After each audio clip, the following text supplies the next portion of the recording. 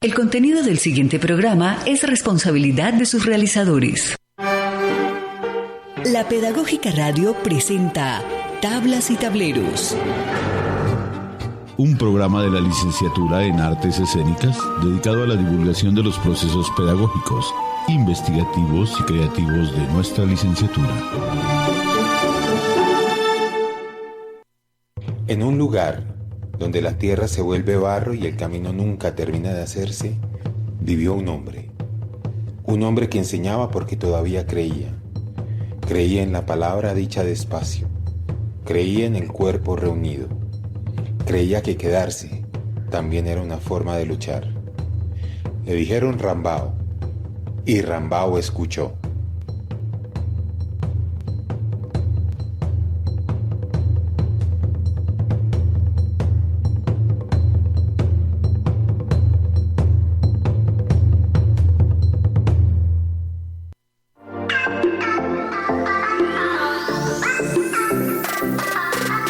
Estamos en Tablas y Tableros, un espacio de divulgación para la investigación, la creación y la educación en artes escénicas. Para el día de hoy tendremos un invitado especial, originario de Cali, Valle del Cauca, licenciado en Arte Dramático de la Universidad del Valle, especialista en Educación Artística de la Universidad de Valladolid y desde este año profesor de la licenciatura en Artes Escénicas. Manuel Francisco Viveros nos estará acompañando hoy y estará hablando sobre un nuevo proyecto escénico. La obra se llama Aquí hay un pueblo, Delia Zapata y el mito de Rambao. Les acompaña Eduardo Silva Peña, docente de la licenciatura en Artes Escénicas de la Universidad Pedagógica Nacional. Este es el programa número 250. Tenemos en la dirección a Alejandro Sepúlveda, en las comunicaciones Duván Cárdenas, en la producción radiofónica Yolanda Barrantes y Luis Bautista, y en el control el máster Mario Alfonso Enríquez Romero. Les recuerdo que nos pueden escuchar a través de radio.upn.edu.co los martes a las 5 de la tarde y los viernes a las 11 de la mañana. También pueden revisar todos nuestros contenidos en las plataformas de iVoox, Deezer y YouTube. Bueno, aquí estamos en Tablas y Tableros. Le damos la bienvenida a Manuel Viveros. Hola, ¿qué tal? Un saludo para todos los oyentes de Tablas y Tableros. Bueno, gracias por aceptar la invitación. Y bueno, ¿qué les parece si empezamos con que, nos contaras un poco de esa promo que acabamos de escuchar, ¿cierto? Del inicio al inicio, sobre la obra Rambao y su relación con los Zapata Olivella, ¿no? ¿De qué se trata este montaje? Vale, muchas gracias. Aquí hay un pueblo, Delia Zapata y el mito de Rambao es una relectura de un montaje que realizaron Delia Zapata, Manuel Zapata Olivella y otro equipo de profesionales en los años 70. Esto, digamos, el texto original o la experiencia original, el montaje original, fue un montaje que se realizó con habitantes de las dos costas de Colombia. Y fue producto de la recolección de unos relatos que Manuel Zapata Olivella hizo y que, digamos, le dieron una forma. También con el maestro Fernando González Cajiao, que fue quien como dirigió el montaje en ese momento. Había todas unas conversaciones de las que luego vamos a hablar respecto al montaje. Y bueno, el montaje actual en el Centro Nacional de las Artes es un poco una relectura de ese primer montaje que se dio. No es exactamente ese montaje, es una de reconstrucción, donde digamos que la idea de Rambao y Delia aparecen como guías de un relato particular. Ese es un poco el tema. Bien, creo que sería interesante aquí hablar un poquito más de esa época, ¿no? De los años 70, ya 50 años prácticamente, y de ese movimiento, ¿no? Un poco más amplio del teatro de Manuel Zapata y también Delia. A veces se nos olvida que Delia también participó activamente en estos montajes escénicos.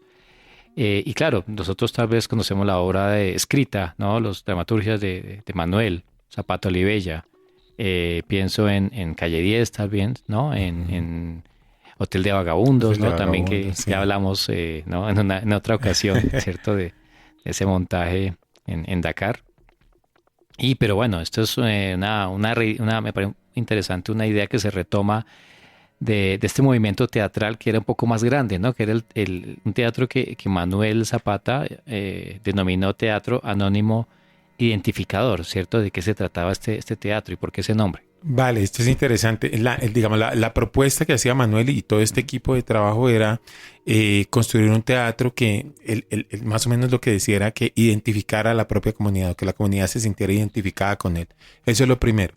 Pero el segundo punto que me parece llamativo de ese proceso y de esa propuesta teatral es que a través de esta identificación las comunidades puedan reconocer como sus cosas buenas, sus cosas malas y que debería cambiar. Eso es como en general la propuesta del teatro anónimo identificador.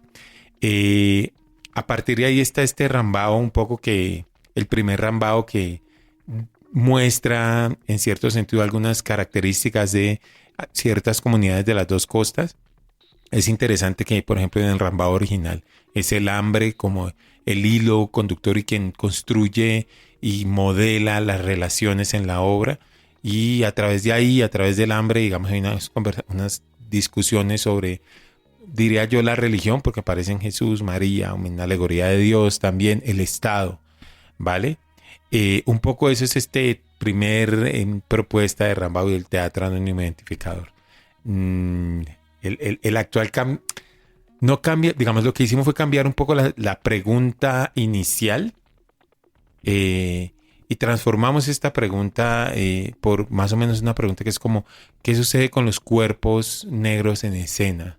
¿Sí? ¿Y qué es lo que narran? ¿Cómo se narran? ¿Cómo nos narramos? Y cómo hacemos esta pregunta a través de una visión política de lo que nosotros consideramos que era lo que querían Manuel, Delia y el equipo. Y era plantear si esta pregunta de, digamos, políticamente, ¿qué significa que los cuerpos negros aparezcan en el escenario o fuera de él? En el caso del primer Rambao, que veníamos hablando ahora rato, fuera del escenario tiene que ver también cómo este primer Rambao se presentó en varias plazas en Bogotá. Aparte, se presentaba en varios pueblos en el Caribe, se presentó en Bogotá, justamente no dentro de teatro, sino en varias plazas. Y a partir de ahí esta pregunta de como la visión política de Delia, es como si los cuerpos negros en los 70, hace 50 años, aparecían en plazas, ¿qué discusiones generaban en Bogotá?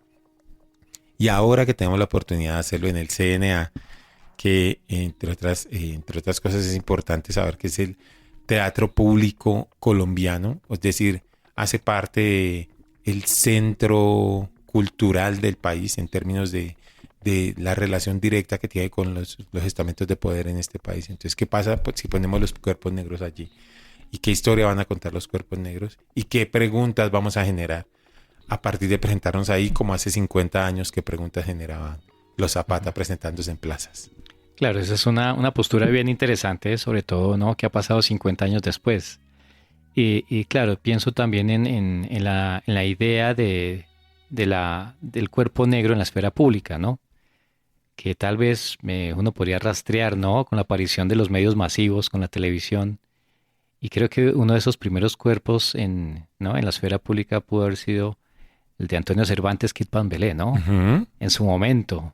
Claro, claro. Uh-huh. En esta idea de los cuerpos negros en la esfera uh-huh. pública, hay un detalle particular y es un poco yo creo que era la pregunta que se hacía Manuel y Delia en aquel momento. Bueno, cuando hablamos con nuestras dramaturgas, las quienes escribieron esta obra, había una cosa muy, muy importante que decían, pero ¿y por qué presentar estos cuerpos negros?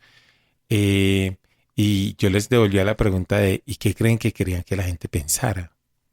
Y hemos tenido esa particularidad con este montaje. Cada que hablamos, esto ha sido, este proceso de Rambau, lo interesante es que ha sido un proceso pedagógico para muchas personas, desde lo administrativo, desde lo estético, desde lo artístico, porque yo les decía, y esto es aquí como a todas las personas blanco-mestizas que he invitado al montaje, les he dicho, te voy a invitar a un montaje, va a ser parte de un proceso artístico. Y necesito que no pienses que es un montaje afro. Porque lo que te va a pasar es que si piensas que es un montaje afro, me vas a traer todo tu imaginario afro. Y no vas a pensar que es un proceso creativo como cualquier otro. Y ha sido chévere eso porque justamente cuando hemos llegado a distintos espacios ha tocado explicar la final, porque la gente inmediatamente, sí, entonces van a bailar, entonces carnaval. Más allá del folclore, ¿no? Exacto. Uh-huh. Y entonces como no, espérate, que hay una historia que hay, sí, digamos. Y justo Manuel y Delia en su propuesta lo que decían era eso, vamos a usar, sí, elementos de música, del teatro, de la danza, pero definitivamente vamos a contar una historia, vamos a hacer que la gente piense. Y es un poco lo que estamos haciendo con esta obra. Uh-huh. Claro, entonces pienso yo que va en contravía un poco de lo que pensaba en su momento Bertolt Brecht, ¿no? De la idea de distanciamiento, porque acá es de lo contrario, ¿cierto? De un acercamiento, ¿no? Digamos que le estamos dando la vuelta a Brecht en el sentido que es un distanciamiento para acercar. Y sí, un poco lo que tú explicas me parece muy, muy chévere. Sí, por ahí va. Bien, entonces, bueno, claro que este proceso ya venía de unos intereses también particulares tuyos, ¿no? Sobre el trabajo de Manuel Zapata Olivella y de Delia, ¿no? Que se remite a un proceso de investigación de archivo, ¿no? Y como pues sabemos, la Universidad de Vanderbilt en Estados Unidos hizo la compra de estos archivos de Manuel Zapata Olivella y ahí pues se encontraron varias cosas interesantes, ¿no? Cuéntanos un poco cómo fue ese trabajo de archivo en Vanderbilt y qué fue lo que encontraste. Es interesante, incluso esto hace parte de cómo llego al montaje. Yo primero hice mi tesis de maestría de la que hablamos sobre Hotel de Vagabundo en aquel otro programa aquí en Tablas y Tableros. Y haciendo la investigación de la maestría, yo fui a Nashville, fui a Vanderbilt, pedí los archivos y cuando estoy revisando los archivos de Manuel me dicen, oiga, ahí están los archivos de Delia, ¿los quiere mirar? Están sin organizar, pero ahí están. Los de Manuel ya estaban, digamos que en buena parte clasificados en ese momento. Y yo decidí que, bueno, que iba a mirarlo, iba a echarle una mirada a los de Delia y a ver qué encuentro. Justo en ese proceso encontré un texto que que fue el detonante de mi tesis, de lo que está haciendo ahora mi tesis doctoral, que es sobre Delia específicamente. Y encontrar a Delia como una pensadora negra a través de el performance negro, que incluye danza, teatro, etcétera. Y dentro de los archivos encuentro una escaleta del primer Rambao. Entonces aparece mi interés por este primer Rambao, como cómo fue esta obra, cómo funcionaba, qué tenía. Pero además encontré como el guión original. Entonces con esas dos semillas, el año pasado hay todas unas conversaciones con el Ministerio de Cultura y el Centro Nacional de las Artes, porque este es el año de Delia, se va a cumplir el 1 de abril, el día de nuestro estreno. Se conmemoran los 100 años del natalicio de la maestra Delia. Y estábamos buscando como una manera, pues que es la conversación que yo les decía, que hay que pensar a Delia más allá de su rol como coreógrafa, que es como lo básico que todo el mundo sabe, sí, hacía danza y ya. Hay otras cosas, y esta obra, por ejemplo, de eso, hay un pensamiento político, de hacer unas preguntas del cuerpo negro en la esfera pública, etcétera. Y así llegamos como, bueno, ¿y qué obra puede ser? ¿Qué obra puede ser? Y haber encontrado la escaleta y este borrador de texto de Rambao en los archivos de Delia me hizo entender el rol que tuvo Delia en ese montaje. Si bien el maestro Cajiao seguramente lo dirigió, el montaje tiene muchos elementos de danza, pero yo siento que Delia fue la traductora del rol del cuerpo negro para ese montaje. Fue quien explicó por qué el cuerpo negro tenía que estar ahí. Tal vez lo explicó a través de la danza, pero quien hizo esa traducción, digamos, desde lo político, desde lo estético, fue Delia. Y por eso llegamos a este Rambao también. Eso es bien interesante porque, claro, también en una época ahí coincidimos y hice unas pesquisas sobre ese Rambao original, ¿no? Y pues yo daba por sentado, sobre todo por los archivos de segunda mano, ¿no?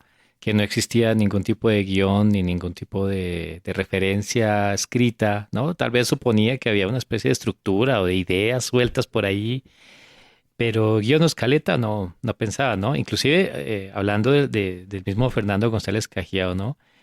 Por ahí saqué una cita donde él decía esto, sobre todo problemas que en su época vieron para el montaje, ¿no? Porque él decía esto, ¿no? Cito acá. El problema literario que planteaba el cuento de Rambao no podía llamarse exactamente un problema de dramaturgia. Manuel Zapata Olivella insistía continuamente, a pesar de la oposición inicial del director y de algunos de los intérpretes, en que no debía utilizarse en ningún momento un libreto o ninguna forma escrita que los actores pudieran en cualquier caso memorizar. Eso parecía una locura. Decía, ¿no? Después en el texto Fernando González Cajiao dice, no, esto era producto de tal vez una sensibilidad etnográfica, ¿no? Que también se estaba moviendo en la época, ¿no?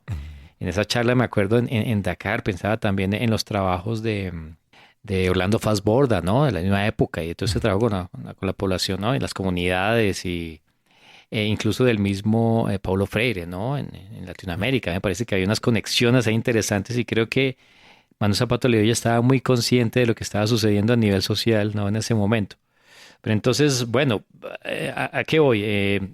¿Qué te decían esos archivos de la Universidad de Vanderbilt, ¿no? Y cómo se mostraba esa relación de esta oralidad, ¿no? En la que insistía Manuel en el montaje. Esta oralidad del Caribe, ¿no? Que pretendía la Rambao original. ¿Cómo se establecía esa relación, ¿no? O sea, ¿qué mostraba el guión? A mí me parece lo importante, digamos, este guión es un cuento. Es un hombre, es un hombre que abandona su casa por el hambre y su esposa y sus hijos y se va a andar por el mundo. Es como un Peer Gynt muy caribeño. Partamos de esto. Lo segundo es, claro, yo sé que Manuel entendía, hay dos cosas que me parece que también este montaje puede intentar resolver después de 50 años. Y es cómo hacer un montaje con comunidad afro que tenga cierta calidad estética. Y hace 50 años, pues donde iban a encontrar también como actores profesionales afrodescendientes en el país. Y también si uno pone un montaje frente al otro, el actual montaje tiene, yo creo que el equipo profesional afrocolombiano más profesional que se puede encontrar. Desde la música que la hace el maestro Esteban Copete. Ahí tenemos bailarines de dos de las mejores compañías de danza afrocontemporánea del país, que es Atabaques y Sankofa de Medellín, Atabaques de Cartagena, y unos actores afrocolombianos supremamente bien formados y con mucha experiencia. Entonces, claro, en ese momento y a través de los archivos yo lo que leo es el valor de la palabra, porque era el elemento, digamos, cohesionador de estas comunidades en aquel momento. Y para el montaje es súper valioso. En este montaje, el valor de la palabra un poco se está transformando a, digamos, las inquietudes políticos y estéticas de la comunidad e incluso sociales, porque la historia, cuando la vayan a ver, se van a dar cuenta también, como la historia que estamos contando, que tiene que ver mucho con nosotros. Pero además la estamos contando nosotros, no es que la están contando otros por nosotros. Uh-huh. Y pensando en este montaje, ¿cómo de alguna manera ha cambiado, ¿no?, esa concepción de lo afrocolombiano, ¿cierto? En Manuel, que pues él lo enunciaba en su momento, ¿no? Claro, claro. En los 50. Y bueno, pasaron muchas cosas también en Colombia, la Constitución del 91, exacto, el reconocimiento, ¿no? ¿Cómo ves ese diálogo ahí entre esa época, ¿no? Lo que el hombre negro, ¿no?, hablaba Manuel Zapata y pues toda la cuestión de la afrocolombianidad contemporánea. Claro, nosotros pensábamos en cuando hablábamos de la pregunta que debe generar, como que lo principal para Manuel y Delia y para todo este equipo en los 70 era qué preguntas van a generar trayendo una compañía afrocaribeña y afrocostera, porque había gente del Pacífico, afrocostera a Bogotá. Y pues yo te contaba ahora un poco como si hoy en día todavía en Bogotá 2026 a veces la gente se sorprende ver un hombre negro de 1,80 de estatura entrando a cualquier lugar. Yo no me quiero imaginar lo que pasaba hace 50 años en Bogotá. Entonces, digamos que para mí un poco lo importante es qué preguntas se van a generar, qué preguntas genera, cómo se va a ir la gente, qué se va a ir la gente pensando. No sé qué se fue la gente pensando de las plazas hace 50 años. Ojalá haya sido interesante. Y ahora con este montaje es bueno, como, bueno, esto pasó, esto pasa, esto puede pasar. Y lo contaron estas personas. ¿Qué tanto nivel de detalle tenía este guión, ¿no?, de Manuel? O sea, era como en términos de acciones o de pronto algo de escenografía, aunque no, este teatro era básicamente callejero, ¿no? Sí, era Creo que callejero. había como trajes tal vez, y de pronto hay algo de lo visual que te hayas podido recuperar de los fragmentos que hay por ahí en YouTube. A mí lo que me llama, sí, a mí lo que me, y entendí lo de esta escaleta que encontré en el archivo de Delia es las notas de Delia al pie de página de varias escenas, donde ella especifica cuáles son las danzas que se bailan al final de cada escena. Eso, bueno, también para entender una cosa que hace parte de mi propuesta en la tesis doctoral, y es que el arte negro no es, digamos, no es divisible, como entendiendo que está la pintura, la danza, la música. Digamos, la performatividad negra tiene todo unido, no se puede separar, es inseparable, ¿sí? Si tú vas digamos, cuando uno va al Petronio, uno no entiende el Petronio solamente a través de la música. Por ejemplo, si tú vas al Petronio, sabes que te van a presentar, que hay música, pero que vas a ver danza y que además tienes que ir a comer y te vas a tomar un par de biches. O sea, esto es unido. Entonces, el archivo de Delia lo que me permite leer, el archivo original de Rambao lo que me permite leer es que si bien está la voz de Manuel a través de la construcción de la historia, está la propuesta, digamos, del maestro Cajiao a través de la apuesta, pero Delia está allí diciendo cuáles son las danzas que se deben bailar con cada escena. Y hace referencia también a sonido. Entonces, como mi reflexión un poco es que este archivo lo que me ayuda a confirmar es que la performatividad negra no es, digamos, es un todo, ¿cierto? Que incluye teatro, danza, música, canto y poesía también, por supuesto. Ahí podríamos hablar de, por ejemplo, no sé si Delia en su momento lo pensó, ¿no? Esas diferencias de lo afro, precisamente del Caribe, ¿no? De la costa atlántica y demás, y claro, lo afro del Pacífico. Ellos lo explica Manuel o no sé si es Maestro Fernández, que dicen que, o está en el texto incluso, en el audio del documental que dice que quiere mezclar como la efusividad del hombre caribeño y lo reflexivo del hombre del Pacífico. Y justo dicen eso porque, como te digo, para hacer este montaje, además que era un proyecto muy loco. O sea, si uno piensa ahorita, me voy a ir a, digamos, piénselo así, verá que fue bastante descabellado lo que ellos hicieron hace 50 años. Me voy a ir a Buenaventura. Voy a buscarme 10 personas en Buenaventura que se quieran ir conmigo para Cereté o para Lorica. Y me voy al Caribe a, no sé, Cartagena. Y me busco otras 10 personas. Y me los llevo para Lorica. Y con esos 20, yo me voy a vivir un mes. Y voy a montar una obra que además luego me va a llevar a presentar en Bogotá. Si uno lo piensa, o sea, ya solamente en términos administrativos es descabellado. Y logísticos, claro. Ahora los logísticos y que es otra cosa muy interesante que se puede buscar en los archivos de Delia. Hay una biografía escrita por ella, una autobiografía muy interesante. Y hay un pedazo donde ella cuenta cómo llegó Rambao a Bogotá. O sea, un proceso, la locura. Esta gente se vino en barco por el Magdalena hasta Honda, creo que es. Y cuando llegan, ella cuenta que llegan a Honda y la persona que lo iba a recoger no estaba. Entonces ellos ya tuvieron que hacer como un par de funciones, creo que es en Honda, para recoger y además mientras están ubicando a la persona en Bogotá porque no da celulares, para que pudiera... No, eso fue... Y aún así vinieron y hicieron más de 5 funciones, que es como...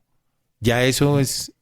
Entonces por eso digo como, aquí no había solamente el deseo de presentarse en una plaza. Aquí había un propósito mucho más grande. Y por eso pienso en lo político. Vamos ya 50 personas a Bogotá. A ver qué dice la gente en Bogotá. Claro que sí. Hay sí, algunas referentes, ¿no? Creo que se presentaron en la Plaza de Suba. En 20 de julio. En el 20 de julio, sí. Tengo entendido que en Lorica se presentaron en el estadio de béisbol, ¿no? Que ya anda... que creo que ya no funciona, no estoy seguro. Seguramente. En Lorica. Claro, pienso aquí en cómo de alguna manera hay una cuestión política también que siempre está presente en Manuel Zapata Olivella, y era la cuestión de la visibilización, ¿no? Pero, bueno, sabemos, quienes están metidos en estas cuestiones de lo afro, que no solamente es visibilizar, sino cómo se visibiliza, ¿cierto? Porque, como decía Nina S. de Friedman, hay 2 caras de la moneda, ¿no? La invisibilidad por un lado y la estereotipia por el otro. Exacto. ¿Cierto? Sí, correcto. Entonces, ¿cómo de alguna manera se tienen en cuenta esos 2 aspectos para recrear, ¿no? Valga la pena la palabra, recrear el mito de Rambao, ¿no? Como está en el título. Claro, sí, y por ejemplo este montaje le hace, a partir de ahí, eso que acabas de decir, este montaje entonces le hace guiño a algunos momentos que han marcado o que son, digamos, importantes para la comunidad afrocolombiana. Y por ahí un guiño a un caso de desapariciones extrajudiciales, que es un caso que se dio en Buenaventura, que se llama Los 12 de Punta del Este, porque el barrio se llama Punta del Este, unos chicos que se los llevan a jugar un partido y nunca vuelven. Entonces hay un guiño un poco a ese momento, hay un poquito un guiño a la ejecución de Manuel Saturio Valencia, por ahí hay un guiño a la idea, como a unas ideas de revolución, ¿cierto? Y eso es chévere, que creo que las dramaturgas se pensaron un poco como, vamos a ponerlo, vamos a recordárselo a la gente, vamos a contarlo a través de esta historia, vamos a ver qué pasa. Sí, es un poco eso. Está chévere, me parece muy bacán. Claro. Y en ese momento, por ejemplo, ¿cuál era el afán de Manuel? O sea, en términos de más allá de hacerlo visible, ¿no? Hacer visible ciertas... Sí, o sea, claro, en esa época Colombia no estaba tan conectada como ahora. Ajá. Sí. Eh, ¿Cuáles eran esas políticas de Manuel de visibilidad para la época de los 70? ¿Tú qué crees? Yo creo varias cosas. Uno, Ujú, que como un hombre caribeño viviendo en Bogotá, había un tema de aquí estamos, un tema de estos somos nosotros hacia afuera y un tema hacia adentro de cómo somos nosotros. Y por eso creo que fue importante que ellos hayan ido a visitar las dos costas, que han ido a Quibdó.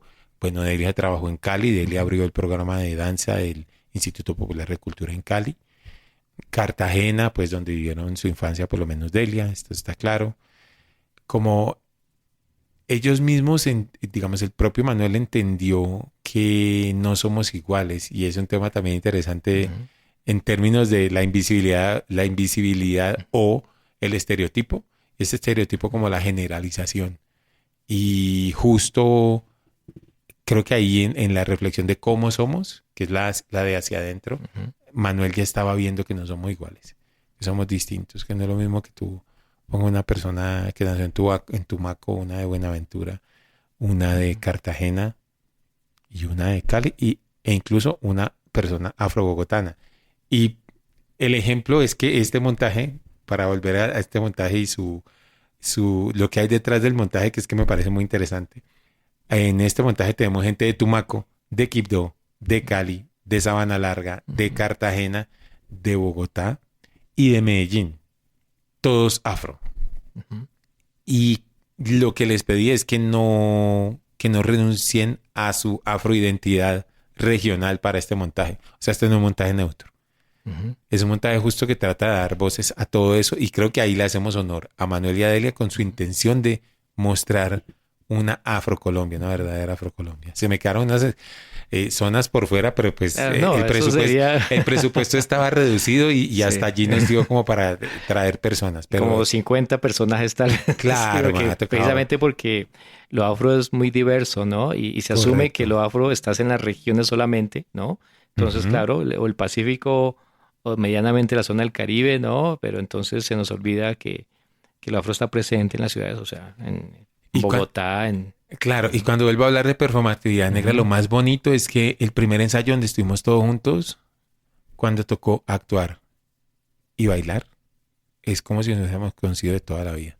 Yo veía bailar a la chica de Bogotá con un bailarín que tenemos de Buenaventura y fue como, este par, ¿de dónde se...? ujú, Y hay también como una conexión que no tiene que ver, digamos, no se puede poner místico y la ujú, herencia y toda la cosa, pero yo creo que hay un beat ujú, que nos conecta y eso también fue muy chévere. Como si hay una cosa en la que estamos como conectados y nos podemos identificar, pero aún así, cuando cada uno habla, ujú, cuando hablamos de lo que queremos comer, etcétera, somos la gente más distinta, el equipo más heterogéneo con el que he ujú. podido trabajar. Que claro, es un beat que nos remite un poco a esas conexiones inclusive de la música, ¿no? Ujú. Desde un porro, ¿no? Desde una cumbia Total. hasta el rap contemporáneo y que lo han entendido muy bien, sobre todo en la zona ¿no? del Valle del Cauca, sobre las innovaciones que han hecho musicalmente, ¿no? Sí. Es un lenguaje que de alguna manera hace un contrapunteo, ¿no? Ujú. Entre lenguajes, como me decías al inicio. O sea, va desde la comida hasta el sonido, el cuerpo, Es ¿no? inseparable, Ujú, es inseparable.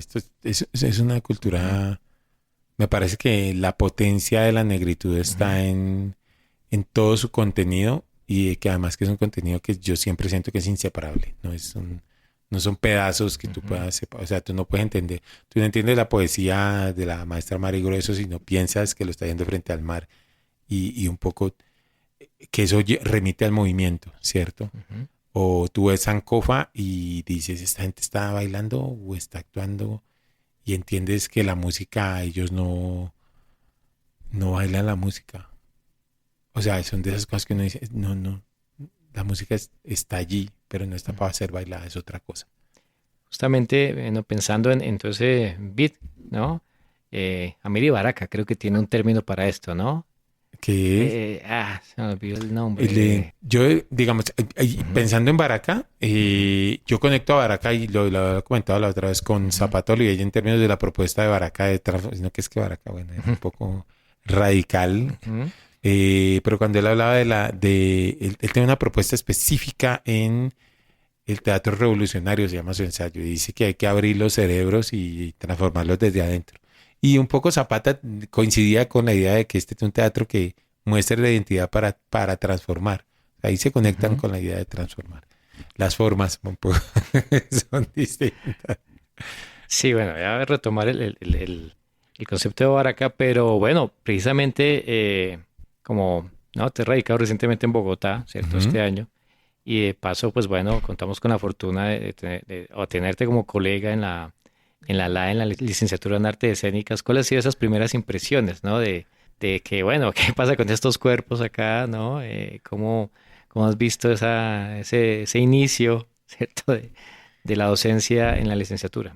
Bueno, lo primero que te tengo que decir es, yo fui coordinador de arte dramático en Buenaventura, luego me fui a Estados Unidos y estuve 8 años por fuera, donde estuve también enseñando en universidades en Estados Unidos, específicamente en Kentucky y en Nueva York. Y pues cuando vuelvo a Colombia llego a Bogotá. Ya no estaba ni en Cali, ni en Buenaventura, ni en... De todos modos, Nueva York, pues con Harlem y el Bronx tiene una fuerte presencia negra. Y pues yo estaba en Louisville, Kentucky, que es la ciudad de Mohamed Ali, así que también la presencia negra era bastante fuerte. Entonces, bueno, en la ciudad como tal me sorprendió un poco, como que me volví consciente de mi negritud en Bogotá. Y yo, siendo sincero, tenía unas expectativas de presencia afro en la pedagógica, por lo menos en la LAE. Tengo que aceptarlo. Y eso fue como mi primer, bueno, no es tanto. Eso en términos de como densidad poblacional étnica dentro del programa. Sin embargo, ya conociendo el programa, como me sorprendió muchísimo como el bagaje de los estudiantes es muy chévere, el ambiente es muy bonito, como siento que los estudiantes tienen un compromiso fuertísimo con este mundo, lo vamos a cambiar nosotros. A través de nosotros es que va a cambiar este mundo. Y eso ha sido muy chévere. Y también hemos tenido por ahí unas conversaciones, bueno, ¿usted qué opina de tener cuántos profesores negros han tenido? Buenísimo, ¿qué han dicho? También ha habido un poco de sorpresa. Se activan como los imaginarios, tal vez, ¿no? Claro, sí. Y bueno, pues también soy un profe afro, pero pues que viene de afuera del país. Entonces, profe, es que usted estudió afuera. Pero también me ha llamado la atención que ese no ha sido el tema. Como es que, profe, nosotros vemos lo que usted estudió y como nos entendemos a través de la pedagogía, a través de la experiencia en el aula. Y eso ha sido también muy chévere. Pero sin embargo, cuando lo llevo a esa reflexión, como, ay, sí, profe, ¿verdad? No, sí, no, sí. Por ahí se me acercó una estudiante muy, muy interesada en que tengamos una conversación al respecto con una como de las representantes. Y estuvimos hablando una conversación muy bonita sobre ideas. Y bueno, pues ¿dónde está la gente afro en Bogotá? La pedagógica va ahí, ya los llamó, ya fue a buscarlos. Pues porque también eso hace parte de la transformación de los imaginarios, ¿no? Sí, claro que sí.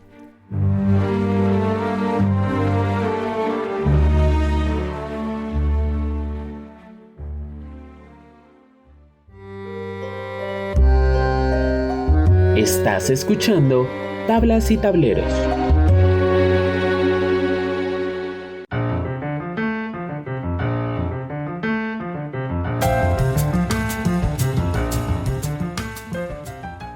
Pensando un poco, ¿no? en este proceso, pues Amiri Baraka lo denomina actitud.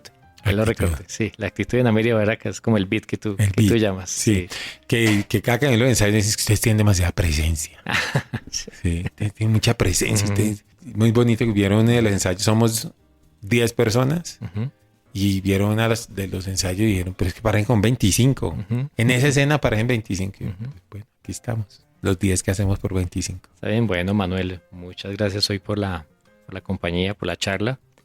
Estoy seguro que va a ser muy productiva, ¿no? Los estudiantes de la LAE para que la escuchemos. Y bueno, hoy nos despedimos con un pequeño fragmento de precisamente esa obra original de Rimbaud, un documental, ¿no? que que está en YouTube. Y pues bueno, nos contextualiza un poco de esa primera, ¿no?, obra de Rimbaud.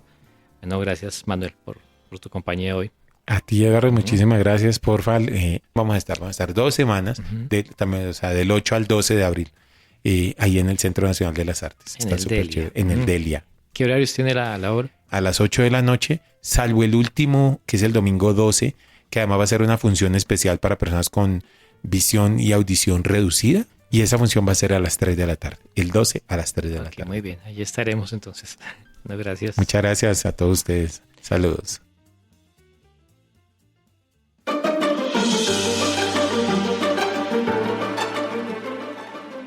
Esto fue Tablas y Tableros, el programa de la Licenciatura en Artes Escénicas de la Universidad Pedagógica Nacional. Tuvimos en la dirección a Alejandro Sepúlveda, en las comunicaciones Duván Cárdenas, en la producción radiofónica Yolanda Barrantes y Luis Bautista, y en el control el máster María Alfonso Enríquez Romero.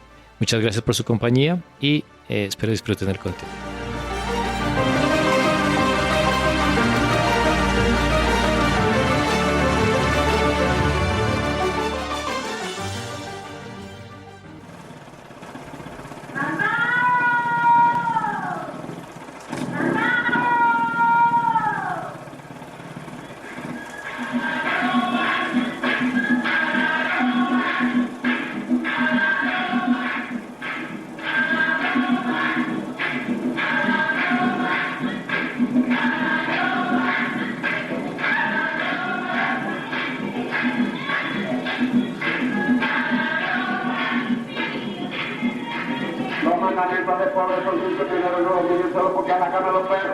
El segundo, no deja de ver a todo el mundo. El tercero, que se pone camisa no se pone sombrero. El cuarto, que si come la yuca con poca no te queda harto. El quinto, que si lo toma de no lo toma de tinto. Ahora yo te saco mochila de yuca con queso por Dios para que se parten estos perros que se caen y se te van por esa marihuana que se propia de la parada. ¡Cum!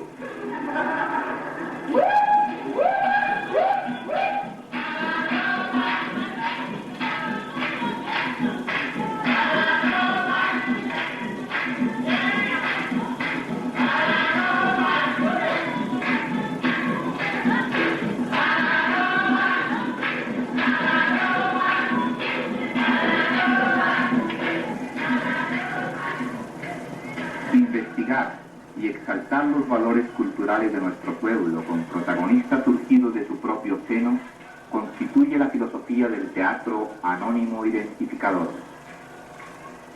La Fundación Colombiana de Investigaciones Folclóricas ha orientado a sus antropólogos, sociólogos, coreógrafos y directores de teatro para que identifiquen las expresiones dramáticas de los grupos etnográficos de nuestros litorales.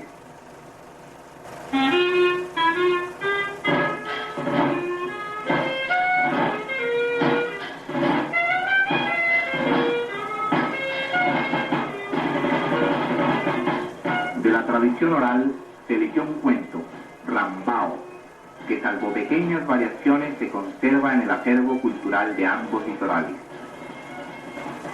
Esta historia hace contrastar el carácter burlesco y pagano del costeño con el reflexivo, astuto y religioso del hombre del Pacífico. ¿Cómo estás, Rimbaud? ¿Y usted qué le importa? ¿Sabe cómo soy yo? Ay, pero ¿por qué me contestas así? Porque sí. ¿Quién es usted? Yo soy María Santísima, Rimbaud. ¿Qué quiere María Santísima conmigo? Ay, que me des un poco de tu comida, Rimbaud. La obra conjuga también los cantos, las danzas, la música y los vestidos regionales.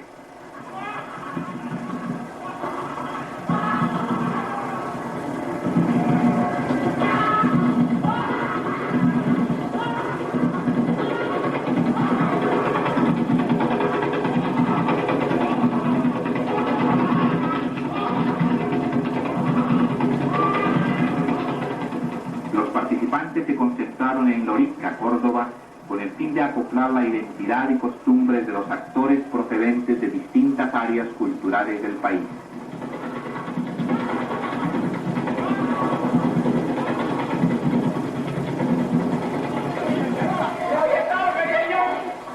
Este proceso tomó varios meses, dentro de los cuales pudo realizarse la selección de los integrantes del elenco.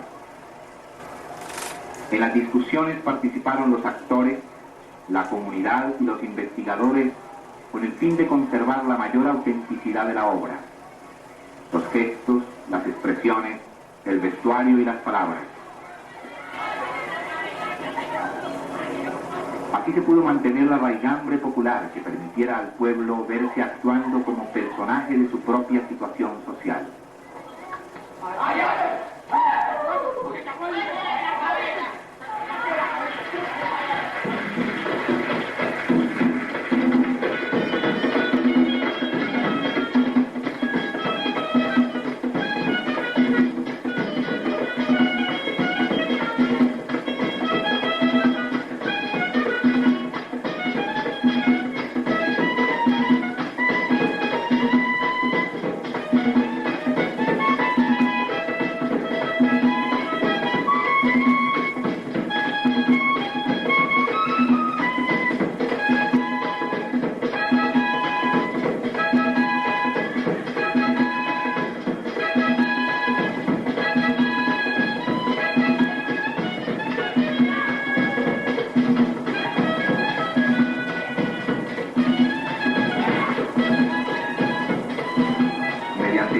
Generales en Lorica, se sondeó la opinión del público pueblo asistente para comprobar si se había mantenido la filosofía del teatro anónimo identificador. Sin embargo, la prueba de fuego la tuvo Rambao en las representaciones que se realizaron en Bogotá.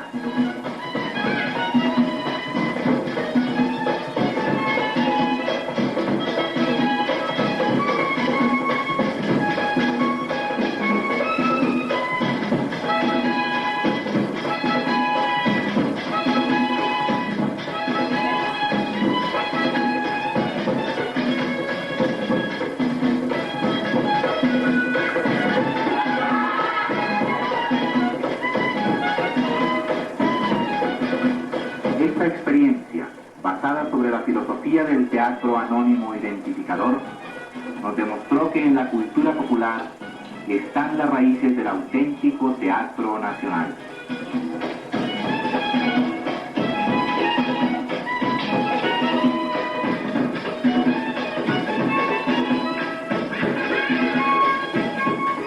Este es Filiberto Díaz, nuestro Rambao, un campesino de San Antero, pueblo agrícola y pesquero del Bajo Sinú.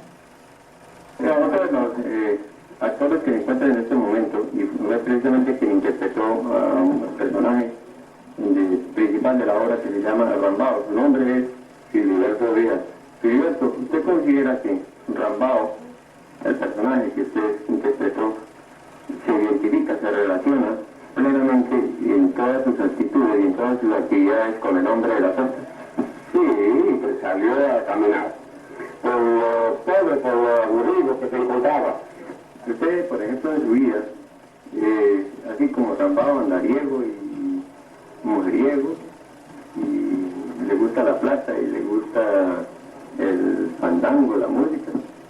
Sí, me gusta la música, el baile, uno me gustaría de todo. Y hacer todo, porque estamos gracias y la vida hay que gozar. La Pedagógica Radio.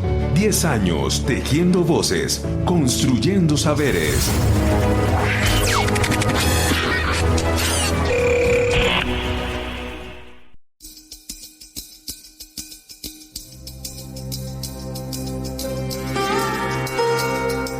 La Pedagógica Radio te invita a la 38ª versión de la Filbo. India, país invitado.